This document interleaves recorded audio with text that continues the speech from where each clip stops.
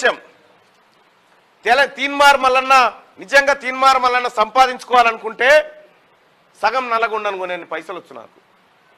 కేసీఆర్ లాంటి వాళ్ళు అనేక సార్లు నాకు ఆఫర్లు చేసిరు, పదవులు ఆఫర్ చేసిరు, ఎన్నో చేసిరు. కానీ ఏ ఒక్క రోజు కూడా ఎవడికి తల వంచకుండా ఈ రోజు కూడా నేను చెప్తా ఉన్నా, తీన్మార్ మల్లన్న గిది అనేటోడు ఎవడైనా ఉంటే ఆధారాలతో వస్తే నల్గొండ క్లాక్ టవర్ కాడ ఊరేసుకొని సావడానికి నేను సిద్ధంగా ఉన్నా. ఇంకొక విషయం చెప్తా ఉన్నా, ఎవడైనా రాజకీయ నాయకుడు రాజకీయాల్లోకి వచ్చేది సంపాదించడానికి, దోపిడీ చేయడానికి, కబ్జాలు పెట్టడానికి వస్తాడు. కానీ నేను 3 ఏళ్ల కింద చెప్పిన, నేను రాజకీయాల్లోకి పూర్తిగా వచ్చే నాటికి నా ఆస్తులన్నీ ప్రభుత్వానికి రాసిచ్చొస్తా అని చెప్పిన అదే మాటగా మొన్న చీఫ్ సెక్రటరీ ఆఫ్ తెలంగాణ గారికి కోమటిరెడ్డి వెంకటరెడ్డి గారి ద్వారా లేఖ పంపించడం జరిగింది.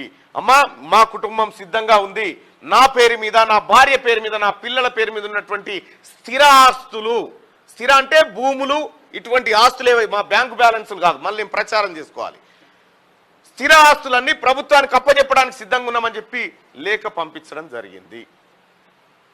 ఈ ఎంటైర్ కార్యక్రమంలో తీన్మార్ మల్లన్నని మీ అందరికి తెలుసు, ఆర్మూర్ ఎమ్మెల్యే జీవన్ రెడ్డి నన్ను మర్డర్ చేయించడానికి సుపారీ ఇచ్చాడు. అది ఇన్వెస్టిగేషన్ జరుగుతూ ఉంది.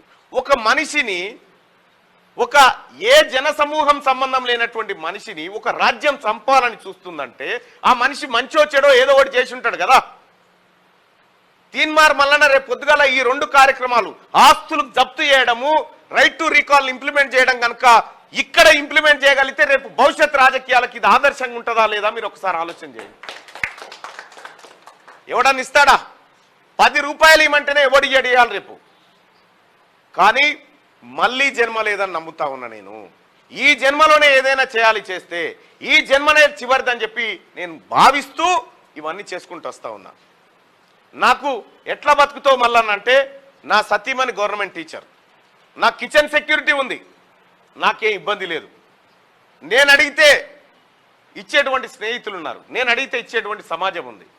ఒకానొక దశలో మీ అందరికి తెలుసు, తొలి వెలుగు రఘును ఆ రోజున్నటువంటి కేసీఆర్ రోడ్డు మీద బారేస్తే నేను స్టూడియోకి తీసుకొచ్చి రఘుని నిలబెట్టి, ప్రజలారా రఘు ప్రశ్నించాల్సిందే, రఘు ఉండాల్సిందే, రేపు తీన్మార్ మల్లన్నను కూడా ప్రశ్నించడానికి రఘు అవసరం అని చెప్పిన ఆ రోజు ప్రజలందరినీ వేడుకుంటే కొన్ని లక్షల రూపాయలు ఇచ్చి వెంటనే రఘుతో ఛానల్ పెట్టించడం జరిగింది. అదంతా మీ సహకారంతోనే జరిగింది.